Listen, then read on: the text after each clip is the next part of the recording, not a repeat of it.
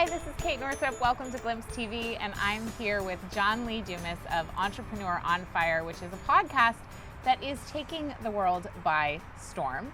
And John grew up right here in Maine. Mainer, the way life should be. The way life should be, and so I'm so excited to be talking to you because you have an incredible story. So you grew up in Maine, and then you were working a regular job. Yes. Yeah, what was your regular job? So when I was in Maine, it was in commercial real estate, right here in the Old Port. Commercial real estate, in the Old Port, Mm-hmm. okay. We're filming this in Maine at the Agents of Change conference. And then, what happened? Because just like I'm gonna tell the end of the story, which is that now he's doing millions in revenue, he's helping people all over the world change their lives and create the lives of their dreams and lives of freedom. But before that, you were like kind of a regular guy. Yeah. Right? Very regular. So what happened? So I was just that regular guy. Yeah. And that was really the interesting part about the whole thing was I was searching for that inspiration. I was searching for that thing that really got my fire going, so to speak. And I turned to podcasts for that because I just loved the on-demand targeted content. So I'd be driving to work or driving to these commercial real estate appointments, and life would be good. But you know, it wouldn't be great because I'd be going to a job or to an appointment or to a closing that I wasn't that inspired by. And I was so in love with the voices I was hearing on these podcasts, the stories that these entrepreneurs are telling about their journeys. Yeah. It was so inspiring, but I just kept running out of podcasts because most of them, they go once a week, twice a month at most. Yeah. So I'd find a great podcast and be like, oh, the Kate Northrup podcast, you know, there's 50 episodes over the last 2 years. Right. And I'd run through that in just a few weeks. Wow. And I said to myself, John, where's that 7-day-a-week podcast that interviews today's most inspiring and successful entrepreneurs? And Kate, it didn't exist. And now you have it. And what's great about it is it's 25, 30 minutes long, Yes. right? 25? Yeah. Yeah. I've been on the podcast, and An amazing guest. you're a great interviewer. Your energy is incredible. So how do you keep your energy so high when being an entrepreneur can be kind of tiring, I find? Exhausting. But you're like, you record them all on Mondays, right? Mm-hmm. And what are some of your tips for keeping that?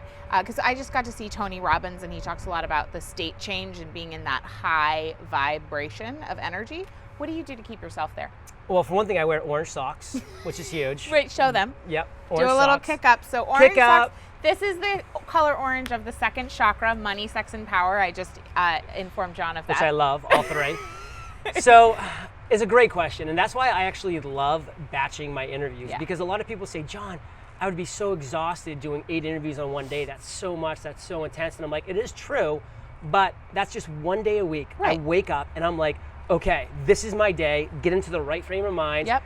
Every time I dial that next person on the list, you know, for my 8 interviews over 8 hours, I make, you know, this is my day. This is my day to be literally on fire from beginning to end. I owe it to myself. I owe it to my guest, Kate, past guest, and I owe it to all my listeners, Fire Nation, to always be there bringing that energy for them. Because it might be my 6th interview that day, but for the listeners, it's the only interview that they're hearing that day that it actually goes live. Yeah, and it's 7 days a week. 7. But you record 8. Yes. So great question. I do 8 back to back. There's always, I wouldn't say always, but I say once every 2 or 3 weeks, there's a cancellation or a no-show. So you never get always the 8 every single time. Okay. And plus, it's nice to build a buffer up. I'm back in Maine now for 3 weeks. So I built a buffer up by doing these 8 interviews every single week. So now you can take a break. Now I take a break. I'm not interviewing anybody until mid-October. Amazing. Is that a high five? Yeah. Well, that was me just being fabulous. Like Okay. you. But I like the high five. Didn't want to leave you hanging on your own show. No, I really appreciate that. So I want to know also, you've got a whole community of virtual people, Fire Nation, and then also this podcasting products that podcasting community called Podcasters Paradise. Right. Where people can learn how to start their own podcast, which I have to tell you, I'm listening to your thing and I'm turning over to Mike and I'm like, I think I need a podcast. She needs a podcast. So this voice needs to get out of the world.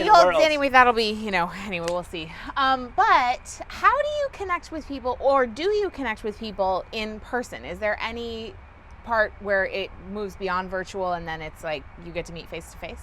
That's what I love about Agents of Change in conferences like this. Because, for instance, at this conference, Agents of Change, there's 16 Podcast Paradisers here, live. Oh, that's cool. There's 9 Fire Nation Elite members, which is our membership mastermind. Okay. So we're going to be doing an impromptu get-together at Brian Baru's tonight which is while the Agents of Change is also doing it. We're kind of doing a little mix and mash. And there's people from like Boston or New Hampshire that weren't able to make the conference today, but are driving up just for this meetup tonight. Awesome. So there's definitely an incredible power in the in-person meetup, the one-on-one, the connection. You can't replace that. And a lot of people try to in this day and age. I think that's a huge mistake. So I agree. We have over 1,400 members in Podcasters Paradise. It's a massive community of people all over the world. And they themselves throw in-person meetups literally all over the world. Cool. Australia, New Zealand, Europe, all over the United States. Like, you name it, there's Podcasters Paradise meetups going on because they also see the power of that in-person community. Yeah. And are you just sitting in San Diego like, this frickin' rocks? This frickin' rocks. So awesome. So when I heard your story, I was just like, wow, that is amazing. Like, guy from a small town in Maine doing this big thing, but and like sometimes from the outside it can look like a lot of like sparkles and rainbows and unicorns. And I'm curious, what's one of those times along the way that it was just like not sparkles and rainbows, and what did you learn from it? Great question, and that's actually why the first question of every one of my interviews on Entrepreneur on Fire is, what's your biggest failure story? Yeah. Because I want the listeners to know that it is not all sparkles and rainbows.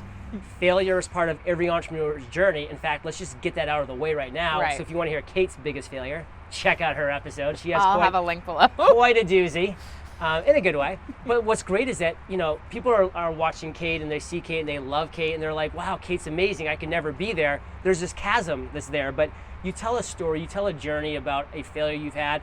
It just brings you right down to the listener. It connects you with you in a powerful way. And that's why my guests love sharing these episodes, because it shows to the listeners, hey, I'm a person, I'm human, like I failed and I still do. And your question specifically was for me. Right. And like I fail all the time. And we do these monthly income reports where we just bear it all. 100%, which is so amazing. Yeah, 100% transparency. We bring on a certified accountant who has access to our report, so it's all as white glove as possible, because we just want to show people that, hey, you can have a viable business podcasting in the online world, doing things the right way. You know, we want to show people that here's proof that we're doing it and inspire them. So we show all of our successes because we want people to be able to emulate those.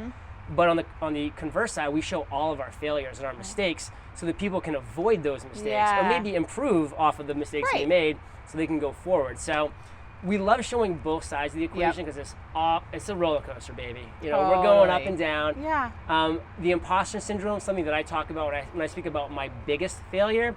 I was supposed to launch, Kate, on August 15th, 2012. I didn't launch till September 22nd, 5 weeks later, because I woke up every day over those 5 weeks terrified. Who am I to launch a podcast? I'm a small town boy from Maine. Who am I to interview Seth Godin, Gary Vaynerchuk, Tim Ferriss? This is a horrible idea. It's that voice in my head. Yeah. That was a huge failure, and it cost my business a lot in the beginning. Wow, I didn't know that. Thank you for sharing that. My pleasure. Thank you. But then you did it anyway. I did. Yeah, which is awesome. Because I had a great mentor who kicked me in the butt, which is so important. Accountability. Yes. Yeah, that's amazing. So, and now you work with your significant other. Yes. Kate. She's got a great name. Amazing. And she loves orange too. She loves orange too. Amazing. It's a match made in heaven. Yes. So what have you learned, or what tips do you have? And I'm asking this purely selfishly for couples who are working together to make sure that not only the business thrives, but also the relationship thrives. And it's huge, because I will tell you, our business will not be thriving if our relationship's not thriving. And we, just like everything in our entrepreneurship business, have our ups and our downs. We have our successes and we have our failures. And one of our biggest failures, to start off there, is that we don't always draw that line in the sand to say, okay, work's done for the day, cross the line, pour a glass of wine, watch the sunset, be a couple. And we don't always do that. And we'll find ourselves over dinner, talking about some things that happened, email, oh my God, our email crashed today. It's like, we don't need to talk about this now. So drawing definite lines in the sand is so huge. But at the same time, also just be excited that, hey, we do get to spend time together because we are a couple that works together. And a lot of couples you see that the guy or the girl has jobs, they have to travel everywhere. So we try to keep both of those in mind, that hey, yes, sometimes we do go overboard with business, but it's amazing we even have that opportunity to talk about business. Totally. Yeah, staying in gratitude. So last two questions.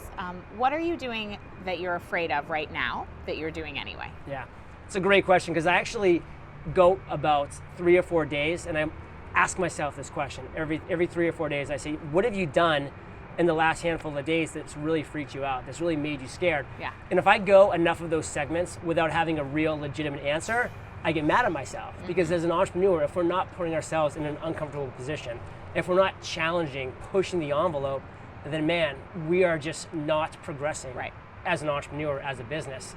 So every single few days, and I have a mastermind that holds me accountable to this, as I do to them too.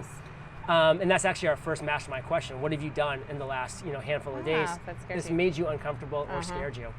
And what I'm about to do, being such an audio guy, not video, I don't have this gorgeous smile that Kate has. Great on video. Is video. Okay. So I'm such an audio guy. Like all my podcasts are audio only, but YouTube is just an amazing opportunity. Yes, it is. And I'm looking to really launch and get it and get an amazing YouTube presence now with a channel with actually a show called Mornings on Fire. Oh, I'll start your look morning forward on to fire. that. I can't wait to start my morning with you, John. Yes. And then when do you feel the most free? I feel actually the most free, I can say, when I'm like really in the flow of an interview with a guest. Nice. And that's just like when I, when I know that I've chosen the right path at this point in my life. And things will change and they'll adjust in the future. But like when I am just going back and forth with a guest and I'm asking the right questions and they're giving amazing answers and I know that value that they're giving right at that moment is changing somebody's life somewhere around the world, that makes me feel so great. It makes me feel so free knowing that I am doing what I was meant to do. Yeah, amazing. That's so good. So check out John at eofire.com. Definitely check out his podcast, Entrepreneur on Fire. Very inspiring. It's the perfect amount for your commute, and you will guaranteed be inspired. Thank you for coming on my show. Oh my God, it was amazing. Thank you.